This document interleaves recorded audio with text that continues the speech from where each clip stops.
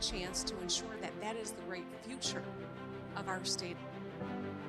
What does the future of a workplace look like? What do people want? Get your organizations that you belong to engaged in a conversation. We take this kind of global thing and we try to make a difference in our community. Join me. Join me. Join me. Join me at the Lansing Economic Club as we discuss business, politics, and the forces that are shaping our future. Please welcome to the screen the Director of Business Development and Marketing for DuPont, Michelle Massey.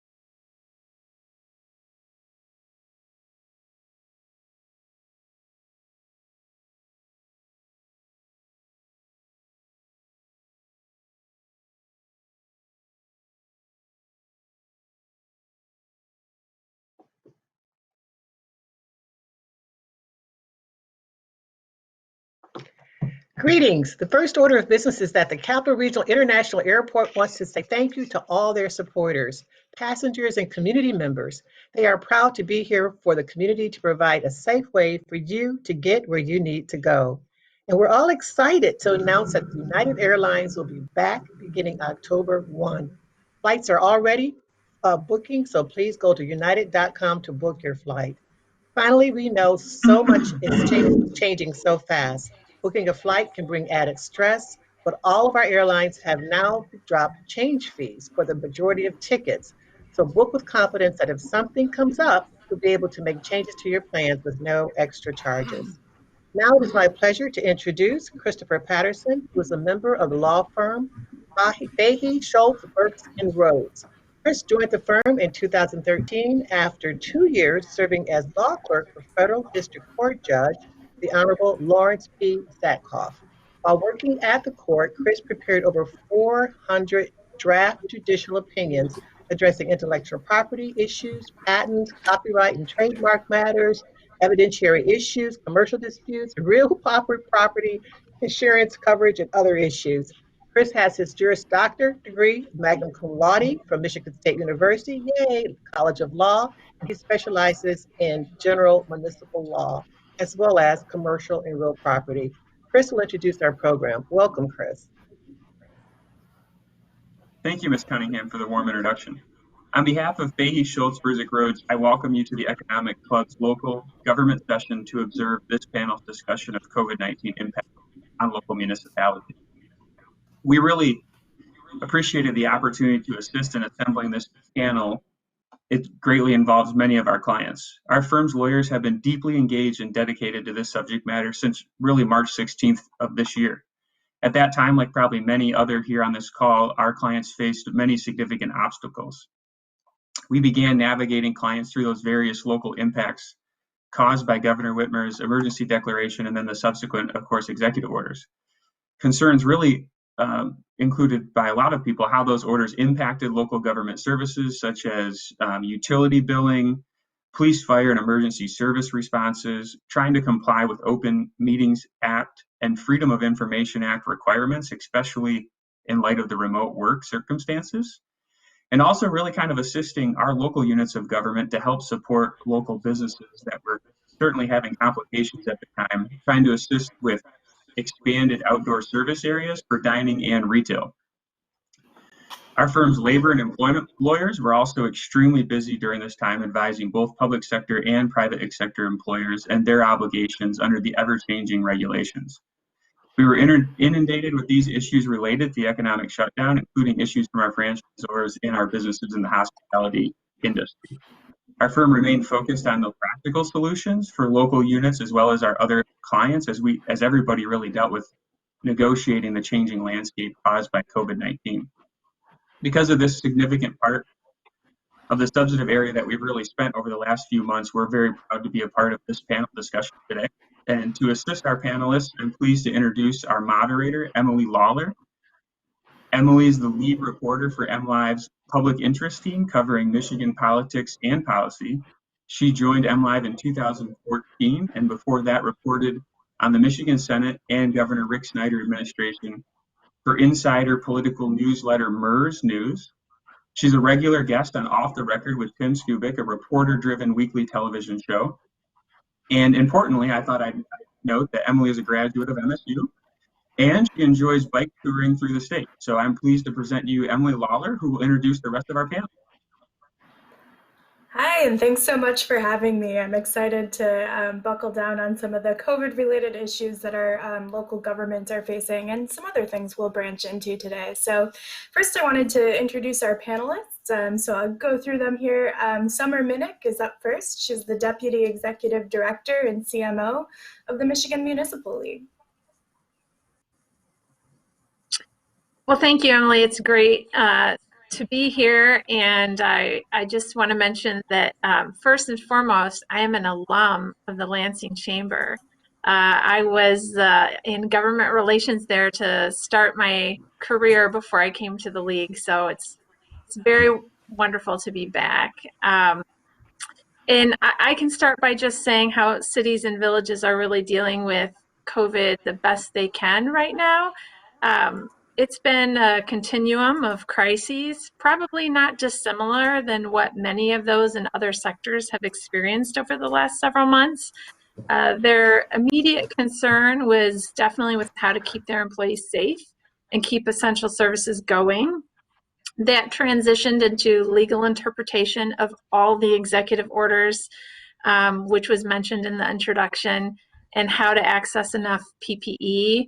And now the focus shift is really on two things.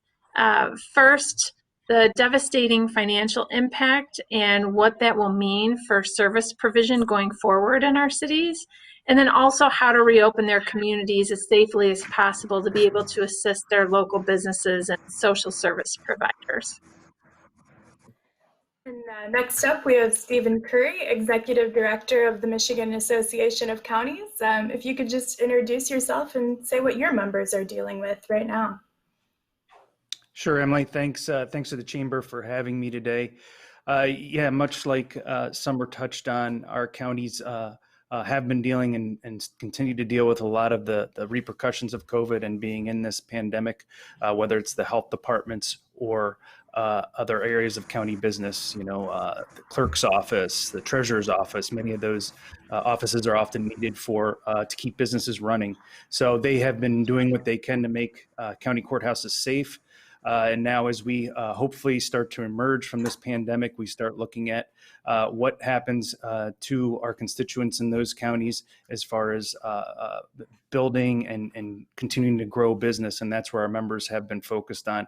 We had 5 counties receive direct funding from the federal government. All of those counties put together some small business loan programs. As we start looking at the state's CARES money funneling to local units of government, how can we continue to support small business while still being able to provide those services that folks rely on, whether it's local public health department, public safety, you name it, counties are on the front line of it. And that's where they're focused right now, is how to continue those services with the uncertainty of revenues going forward. And next up is Neil Sheridan, the Executive Director of the Michigan Townships Association. Neil, if you could briefly introduce yourself and tell us what your members are seeing on the ground right now. Thank you, Emily. Well, the Michigan Townships Association represents 1,240 townships in Michigan, beyond just those that encircle our wonderful city, Lansing. We have about 100,000 different elected officials, appointed officials, employees, and volunteers who we have been working very hard with to help them in their work. The townships in Michigan represent about 97% of the land and water that the state has, so it's a lot of territory to cover. And one of the things that we have been working on very carefully with them is how do you provide the important, crucial services that people turn to their townships for. So townships range in size, if you could believe it, from a few dozen people to well over 100,000 in Michigan. And as do the size varies, the complexity as well. So some of our largest townships are bigger and more complex than some of our cities. And so they're providing full services across a range of different areas that their communities have turned to them for.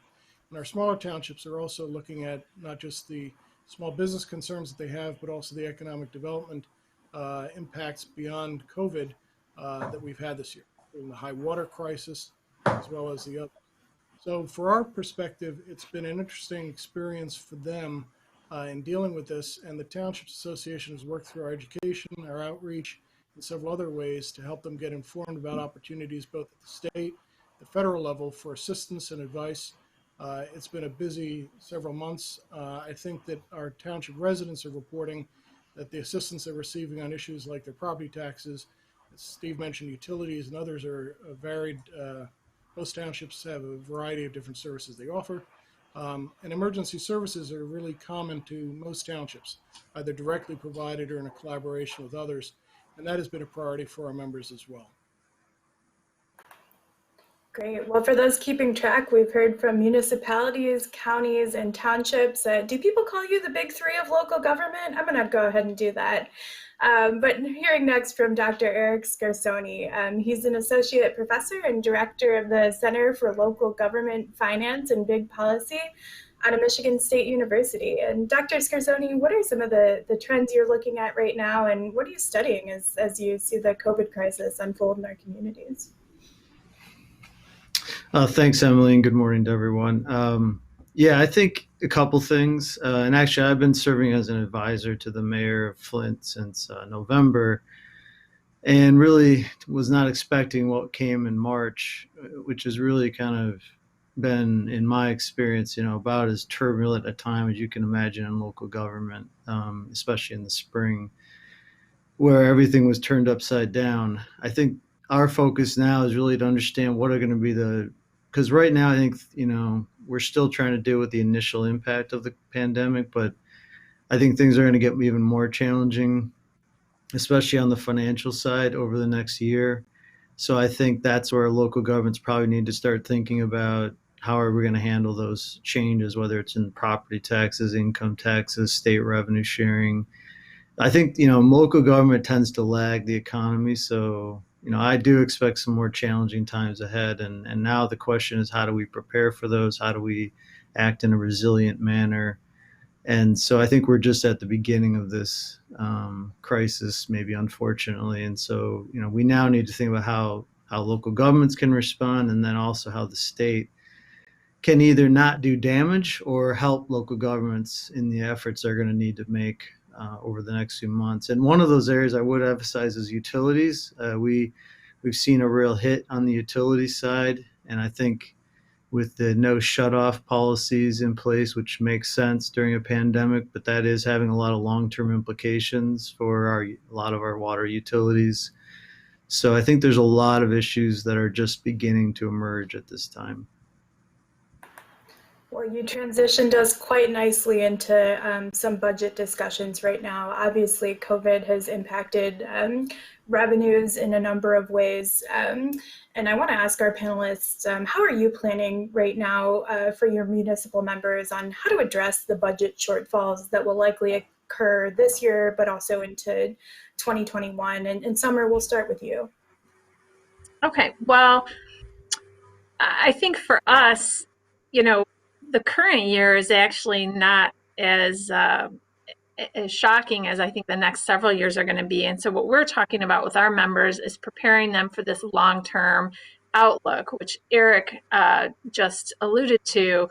When you look back 20 years ago, when property values really went down, we have a broken municipal finance structure in Michigan where when our property values drop, the property taxes drop and are capped at the rate of inflation.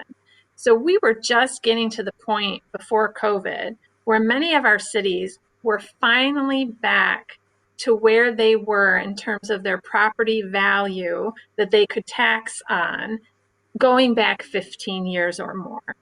So now what we are expecting is another significant decrease in property values in certain sectors, potentially more than others.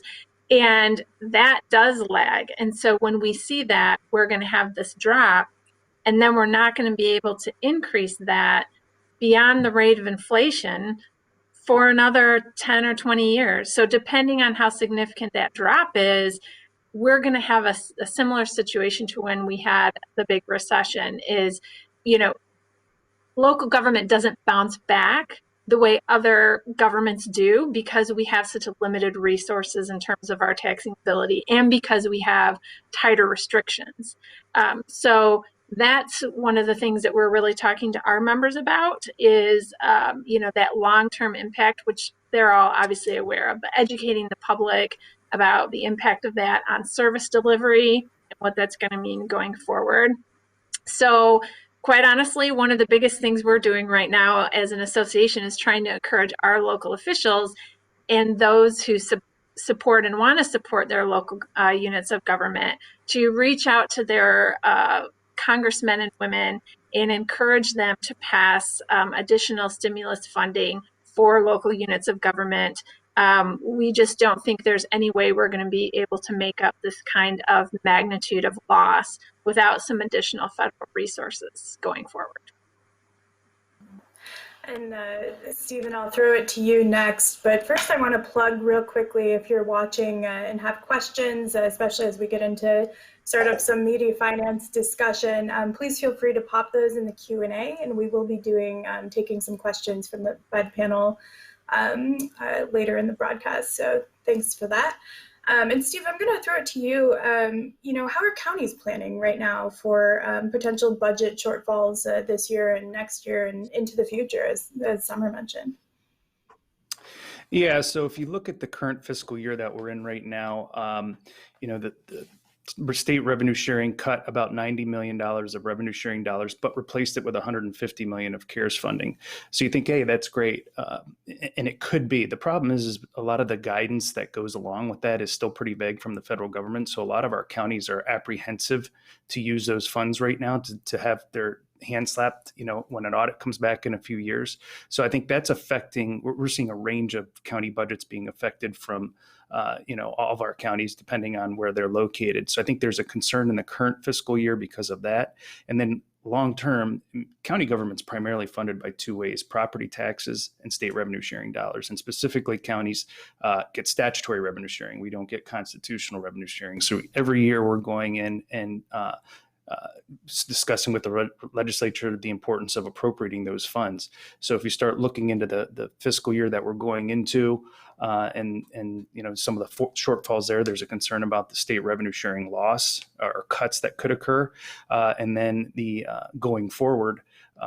What happens with property taxes? And I think that's still yet to be seen. And I think Summer touched on it, and I know Eric did as well. We definitely lag. So we don't represent how good the economy was going when it was going really well. So we weren't able to get our revenues back to where they were. Now going forward, I think we need to look at some diversified revenue streams for local government so that we're not tied by these restrictions of just state revenue sharing and property tax dollars.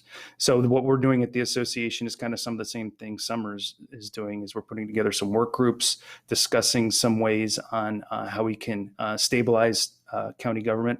Of course, cuts are going to have to be something that are discussed, and trying to be strategic on those cuts as best our counties can. So, no one's ever been through this before, so we're kind of trying to figure this out as we go. And thankfully, we've got a lot of experienced county administrators out there that are helping us out and educate our members across the state. And Neil, what are your members seeing in terms of their finances right now and into the future? When this first began to break, January, February, and we saw it coming, we created a What Comes Next group to look at the impacts. And one of the first was the impact on, especially at that point, revenue sharing, but also property tax values, as both my colleagues have alluded to. So, the revenue sharing, I think we'll be able to fix that in a year or so. We'll see the economy recover. But the property tax values are really an alarming consequence of this, because we're going to see commercial values, we're seeing residential. Before I came to the association, I was a township board of review member, so a judge of tax appeals for 11 years. And I'll tell you, we're going to see a flood of people coming in for the new boards to discuss what's happened to their property values for commercial, personal property, and for residential. So we share in the concern. Our government relations team, we were already working on trying to understand what we can do at the state level. As Summer mentioned, their federal assistance has been helpful, but that was a Band-Aid. And what we need is long-term addressing these issues, understanding what is the consequences of having unfunded mandates over the long term when our property tax values have been decreasing during the shock to the system. And Summer, I know you're not going to get through this whole thing without talking about revenue sharing a little bit more. If you could jump in on that.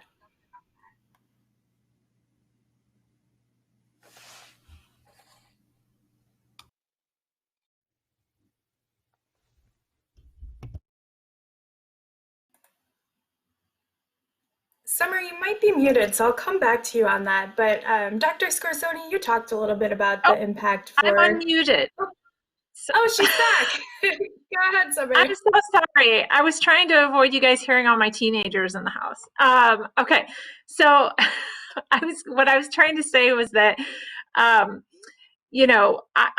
need to talk about the state's responsibility here when it comes to the fiscal impact that all of our local units of government are facing. And for those people that are participating on the call, they might not realize what revenue sharing is. And it sounds like, it's a gift, or we're just, getting part of the state's funding. But the fact of the matter is that way back in the 70s, individual local units of government had more local taxing authority. They gave that up under the guise of a more efficient system where the state would collect these taxes and send a portion back to local units of government. So that is a commitment that we made when we lost our own taxing authority. So that's why you always hear, local leaders talk about this, because they gave something up in order to get these dollars, and the state has been diverting the funds collected to fund other holes in their budget to the tune of, in the past 18 years, $8.6 billion. So it's really worth pointing out when we're talking about the fiscal constraints that we are all having, how different it would be if we had $8.6 billion over the last decade and a half infused into our local services.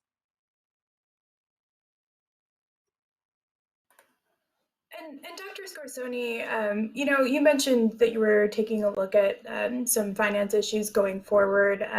What do you see on the horizon for the potential effects of this pandemic on the budgets of our municipalities and communities all across the state? So I think local governments as a whole collect probably somewhere in the range of $20 billion a year. I think we could easily see a reduction of $2 or $3 billion in revenue over the next couple of years. That could come through income tax. Income taxes are actually holding up okay at the moment, but a lot of that's going to hit us next year in refunds because people are because they're working at home, many of them are going to be able to claim less income tax, liability in the cities they work, like Lansing. I think we're going to see it in property values. We're already seeing, as Neil said, a lot of that happening. I'm seeing that. I'm working in Flint several days a week, and that's already coming down the pike. And it'll take a few years. I think that's a key thing people need to understand is, remember, we had a recession in 2008, 2009. Detroit didn't file bankruptcy till 2013. So it can take several years, and that's the concern, is even as the economy may turn around, let's say next year, potentially, it's going to take a while before things really recover. And, like I work on the Detroit forecast, and the city of Detroit is looking at several years before their revenue really recovers. And I think that'll be not atypical. Detroit's a little unique because of casino revenues, but so I think we're going to see a significant hit over the next 2 or 3 years, and local governments are going to have to, batten down and see what solutions they can find. And I would just hope this time, I think business leaders can help, because the state can be a partner, or the state can be someone who does damage to local governments. And unfortunately, they've tended to do the latter in many cases, and we need the former. So I'm hoping this time we'll see a better response from the state government. Well, $2 to $3 billion hit is just a huge number. So thanks for putting that in perspective for us. And I want to ask Summer as well. So there are some cities that levy an income tax. In our region, Lansing and East Lansing have one. What type of impact will there be to these municipalities since most workers have been working from home and may not live in those jurisdictions? Mm-hmm. In a word, significant. It'd be tremendous for them. Most of our cities that levy an income tax, of which there are 24, it ends up being somewhere around a third of their budget. That's a rough estimate. They're all a little bit different. But so when you look at, even though total income tax is looking better statewide than anticipated, the dynamics of a city income tax are different, in that it's where you're located. And so if you're working remotely, that's all untaxable. And also the unemployment payments that are coming are not taxable. I believe they are at the state and federal level, but they are not at the local level. So there's going to be quite a potential hit for those communities that levy an income tax and rely on that diversification of income. They will definitely feel it a little more acutely. And I will say, beyond the initial hit, I think some of those communities are going to be grappling with the changing culture of our workplace, because I know we at the League have been talking about more flexibility now that we've realized we can do a lot of our functions remotely from our living rooms. And so I think that dynamic could change of, what if half of those people end up staying home? So it could be a very acute issue now, or it will be, but it could be an issue for them going forward as the culture of work changes. So I want to move on to innovation, because I know that a lot of us have seen businesses innovate through this whole pandemic, and a lot of that can be public facing in terms of offering new services and things like that. But I know that local government has also had to innovate and change. And so I wanted to get, starting with Neil, what ways are you seeing locals of government innovate right now in these circumstances?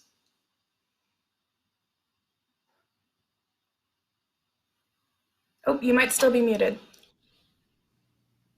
Thank you. I get to do a duo. Over the last few decades, you've seen local government officials increasingly think of themselves as being really public businesses, taking the resources that they receive and using them effectively. So the innovations that we've seen have tracked some of those that we see in the public sector in an era where face-to-face is not permitted or severely constrained. Our members have really mastered virtual meetings. They used many different tools to comply with the adjustments made to the Open Meetings Act and FOIA.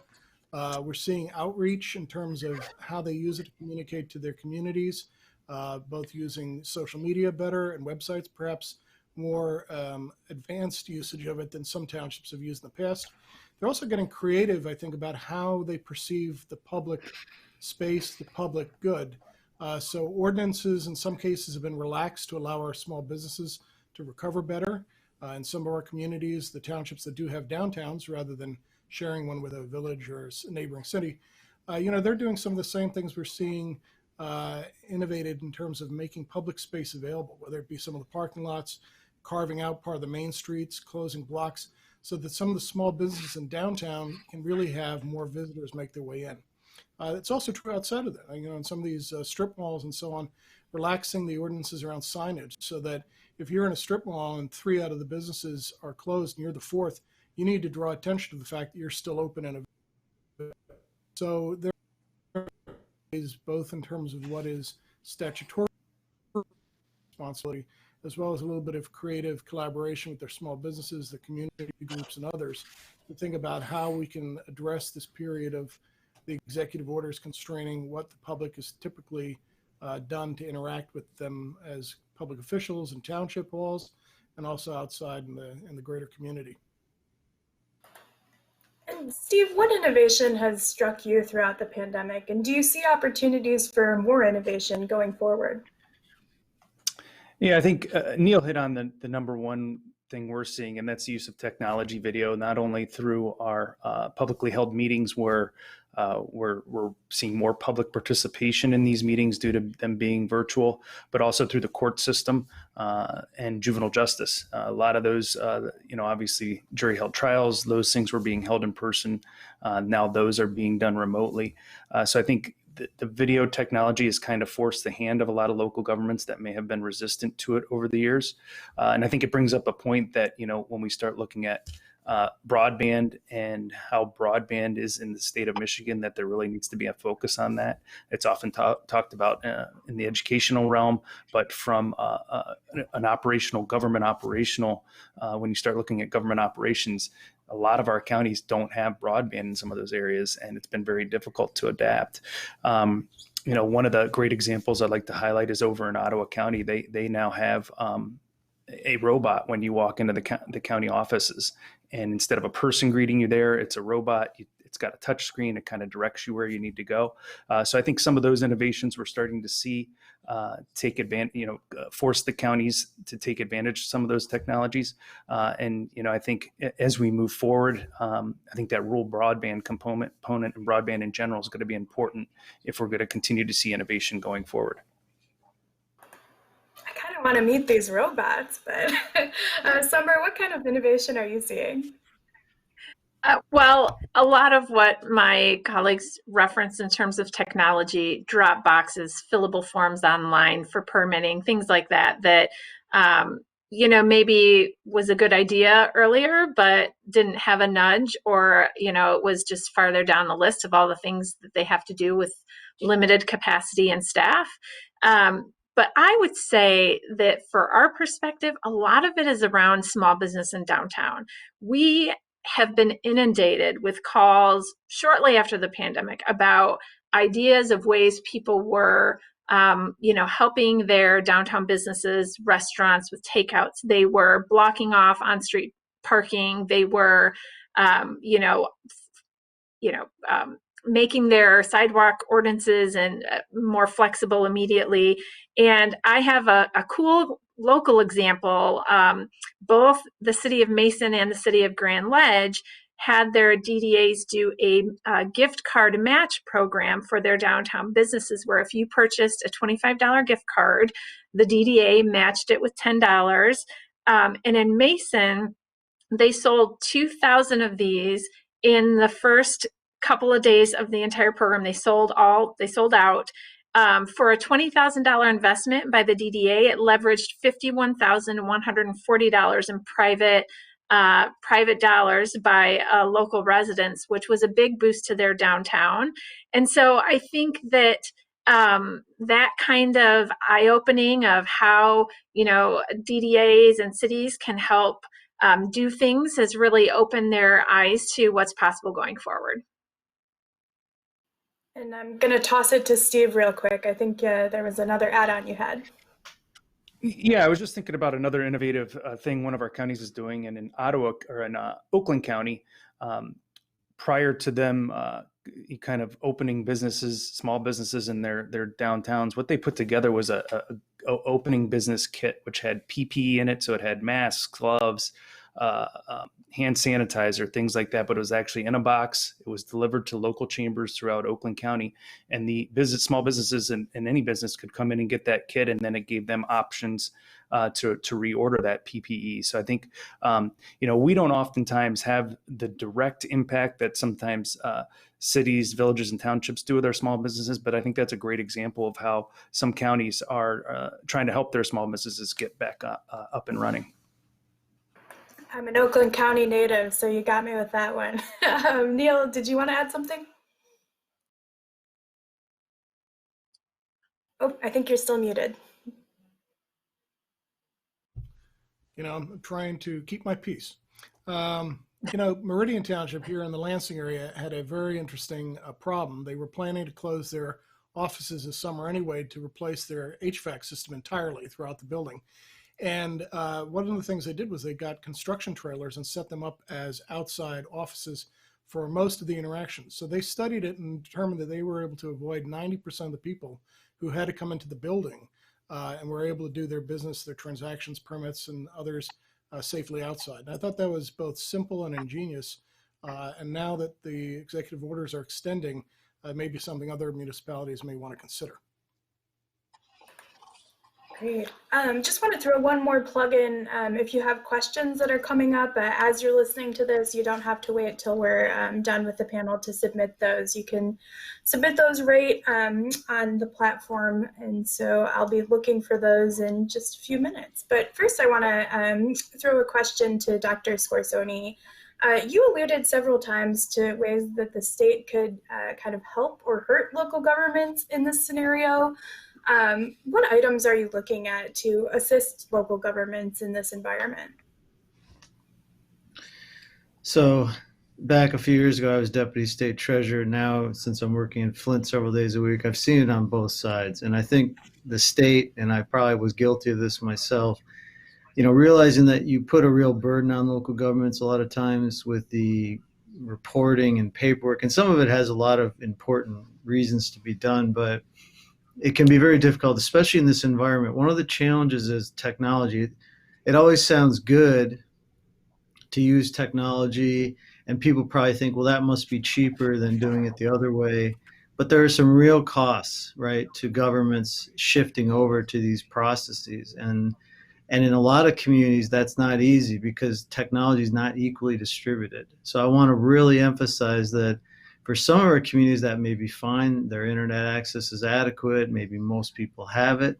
But in a place like Flint, in some of our rural communities, it is not that way. And so we're going to have to be real careful because while I think this technology has a lot of value, there's a lot of limitations too. And I think in Flint, for example, most people still pay with cash for their water bills, for example. And so when we were shut down, that was a real burden, both for the city because we weren't collecting money and for the residents who wanted to pay their bills. We did set up a drop box, but some people don't want to use that. It's not always as simple as you think. There are a lot of costs. So I would, again, emphasize the state needs to be the partner. They need to provide funding for both rural and urban internet infrastructure. They need to realize that some stuff can't be done using technology. We had to turn several hundred homes on to water who had been shut off. You can't do that remotely. And that's a real cost burden to us to do that. Some money was provided in that case, for example, but I just want to emphasize technology is not equally distributed and it is costly. So again, the state needs to make sure they're doing what they can to help locals because I think these technologies are great and I think they will help us in the long run. But getting there, and especially in our more economically distressed communities, is going to be a challenge, even to have the staff and the IT systems we need.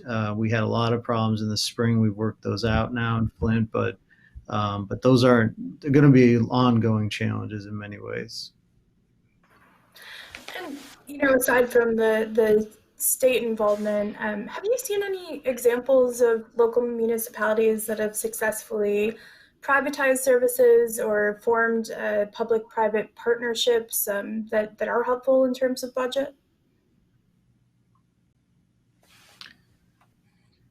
Yeah, I think there's lots of examples of that, and they've been going on for many years.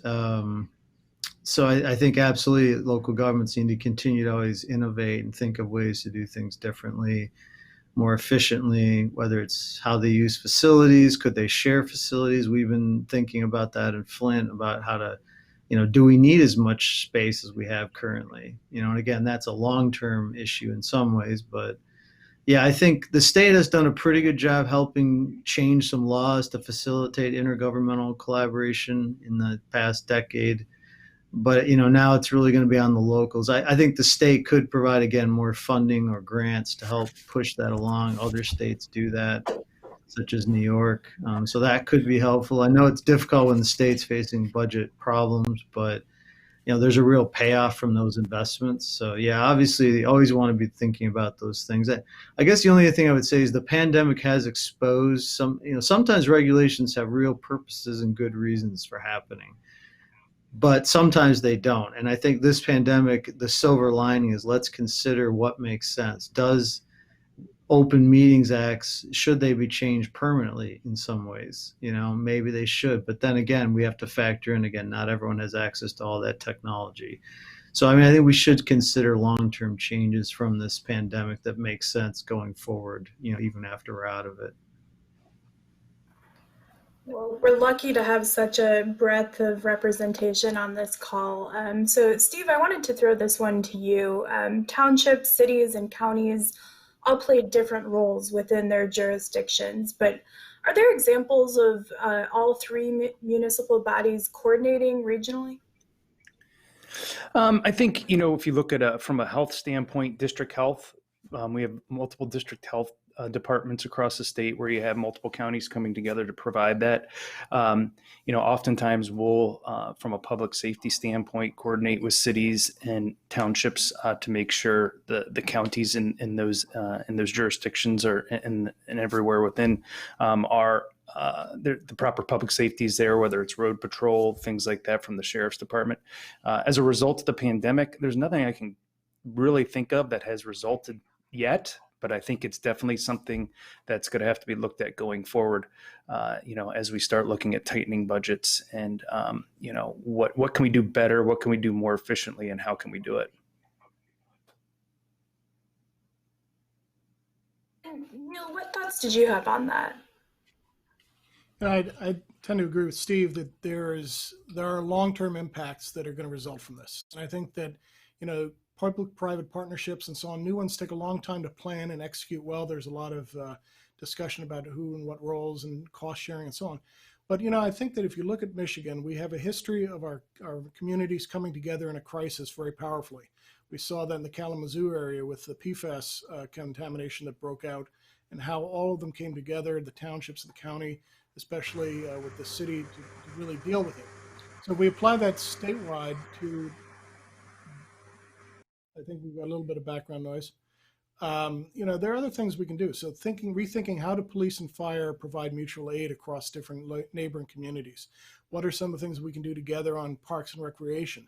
A lot of people have been stuck indoors or with limited access during a good part of the past few months. What can we do to ensure greater access and greater taking advantage of that? And I think finally, the counties in many parts of Michigan play an important role already in planning. Providing technical assistance to our communities or smaller townships is something we rely on them for. And I think you can expect that there'll be further work along those lines as communities understand some of the new issues that are being raised by the crisis. Summer, what kind of collaboration are you seeing? Well, one quick point I wanted to make was all of this, right? I mean, there are limitations to our abilities to work together because we provide different services. So we see a lot more in terms of like our own members cooperating on service provision, but emergency services is certainly one that crosses all units of government. And that's what we've seen. I mean, the county emergency manager has been coordinating all of the, emergency issues pertaining to COVID. And so our members have been working with them very diligently on the public response and public service providers. And so I think that going through something as significant as this and life-changing as this is it opens more doors to what people can do across jurisdictionally. Well, you all know that I never run out of questions, but I do want to make sure we get to some audience questions. So again, if you do have those, we'll be moving to those in just a minute, and I see a few are coming in, so that's great. But first I want to throw this to Michelle Massey, the Director of Business Development and Marketing for DuPoint. She came to introduce us at the very beginning and had some technical difficulties. So Michelle, I was hoping you could do your presentation now. Absolutely. You know, working for an IT company does not prohibit you from having IT problems. So that is what happened to me, but I managed to recover, and I'm glad to be able to just go back and do a little bit of the introduction that I had in the beginning. I want to make sure that we thank all of our sponsors today. So our Economic Club Series sponsor is Mid-Michigan Business Travel Coalition. Our program sponsor is Fahey Schultz, and I'm going to get it right. Berzik Roads. The event management sponsor today is Michigan Premier Events, managing and delivering high quality event solutions for our program. And our official AV and video production partner, Message Makers, for leveraging state-of-the-art technology for our digital program. Now let's turn it back over to Emily for the rest of the program. Great. Thanks so much, Michelle. And sorry about the technical difficulties at the beginning. I guess none of us are exempt or safe from those, right? But yeah, I want to launch into the audience questions. So again, you can submit questions and also upvote questions if there are some that you definitely want me to get to. So first question, with the budget shortfalls, will communities look to develop millages and put before voters for infrastructure needs? And then there's an additional note that says timing question mark. So I'm going to throw that one to Neil if you can answer that for us. Well, I can answer it in one word: is roads. You know, as my colleagues know, the townships don't have direct funding through the state for roads, but we do have many townships that are taking it upon themselves to study or to put in place new road millages or renewing them. We saw that happen despite COVID during the last few election cycles.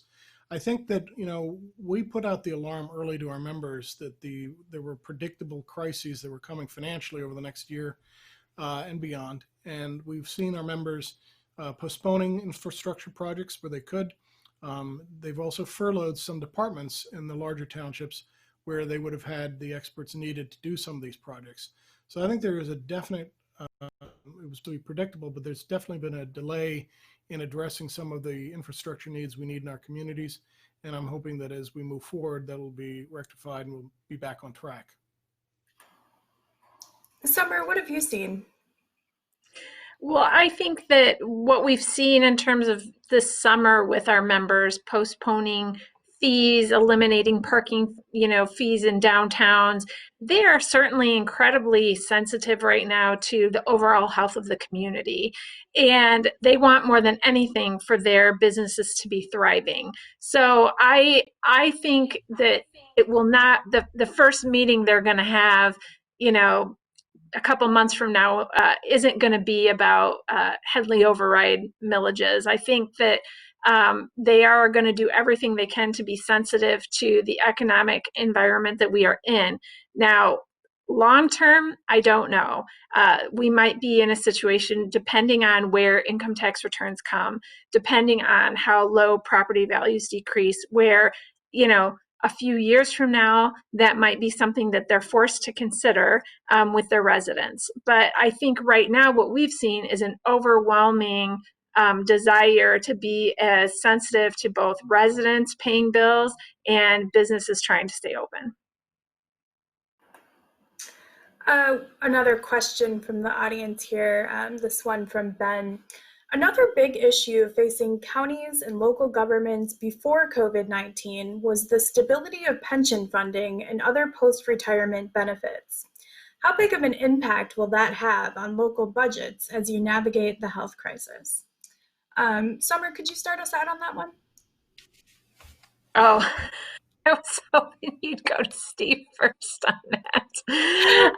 Hey, Steve, do you want to volunteer? That's a big question. I mean, that could be a whole other hour show. But yes, it's an issue. Yes, it's going to continue to be an issue.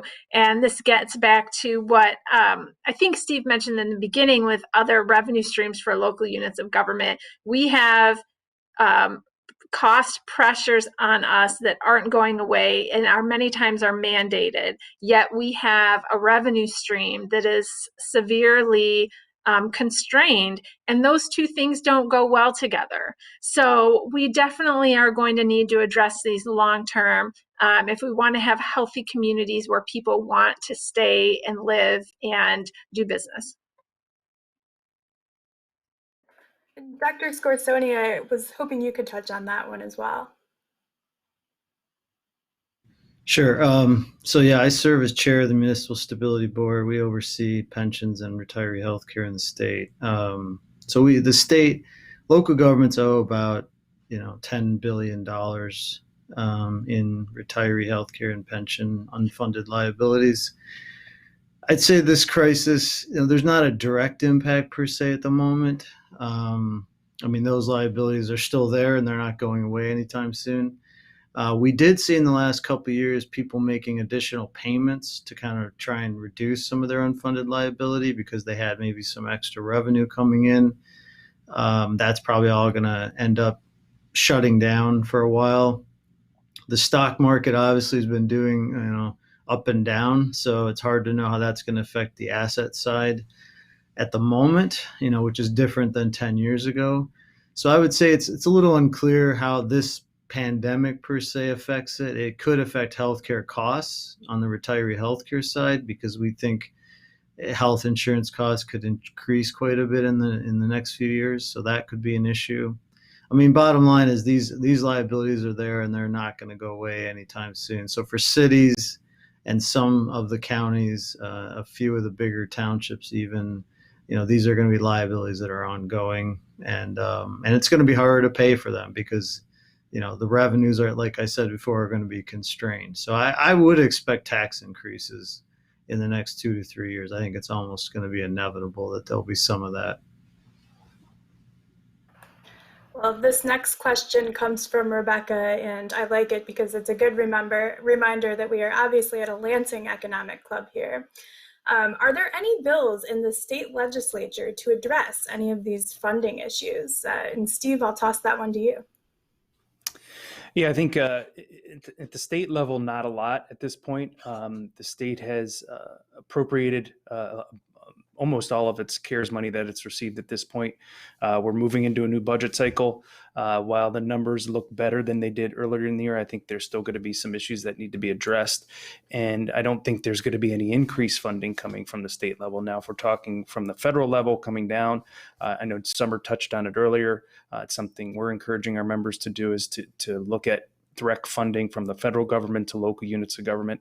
That CARES package money came through the state, and then it was up to the state to distribute to other local units of government. We'd like to see some direct funding come down to locals from the federal government, and we're all in favor of putting guardrails on it. I know there's some concerns about how that money could be used, if it could be used for unfunded liabilities or pensions or things like that. And I think that it makes sense to put guardrails on that funding. But at the state legislative level, we're not seeing a whole lot of legislation at this point. Great. So I have one more question here from Ben.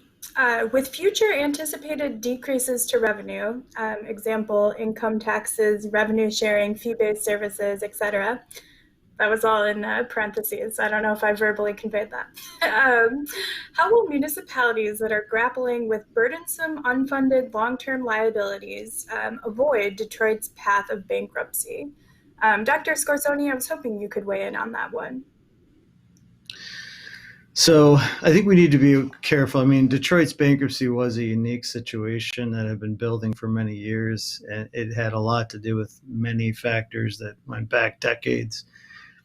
Is it possible? Yes, it's always possible. I think it's unlikely because I don't think the state in any way wants to see any kind of bankruptcies. And actually, local governments went into this crisis in better shape than expected because a lot of local managers did a good job kind of, keeping their cash, and even, for example, Flint had, $20 million fund balance. So we went into this in pretty strong shape. The real challenge is, over the next few years, if the crisis continues, if the state cuts, if we don't see federal aid, It's possible. I don't want to say it's very likely that we're going to have any bankruptcies. I think it's still unlikely, but I don't think we would know that for several years because it'll take time for all of this to work itself out. Well, thanks so much. And I wanted to thank everyone for joining us today. Appreciate your time in what's, of course, a crazy and busy time for, I know, all of your associations and members. And I wanted to throw this now to Michelle. I think she's got some closing words and maybe an announcement on where we can get more good information.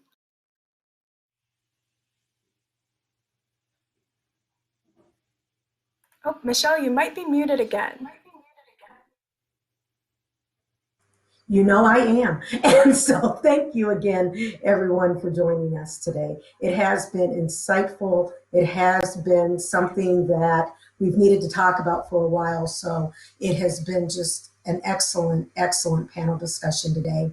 And next I'm going to bring up or ask to have brought up a video, but make sure you stay tuned through the video and I will give you updates on what's coming at our next Economic Club, and you will want to stick around for that.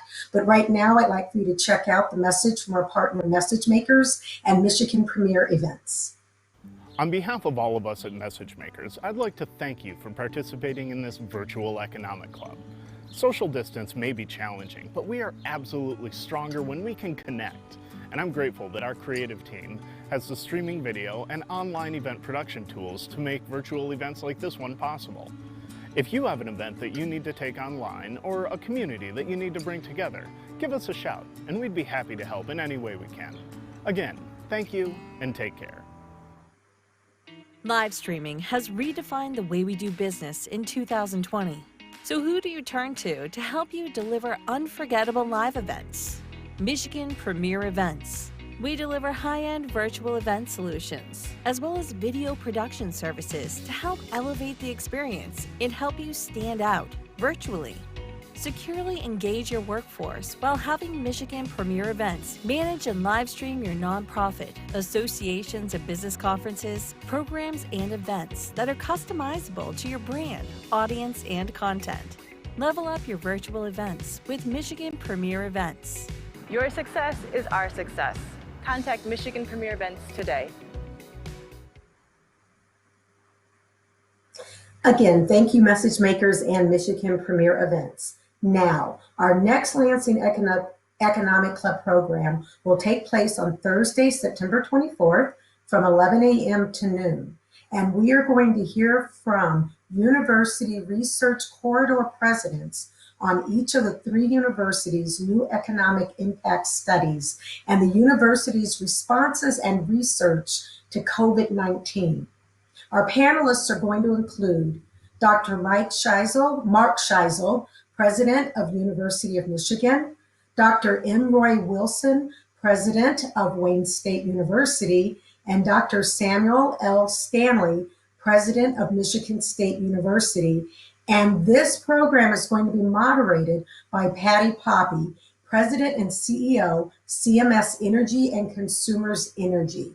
So if you can at all get this on your schedule, please make sure to come to the event because it is going to be absolutely fantastic. Now, also as usual, please make sure to follow the Lansing Regional Chamber social media platforms. For more information on programs, COVID-19 resources, and this event, please visit lansingchamber.org.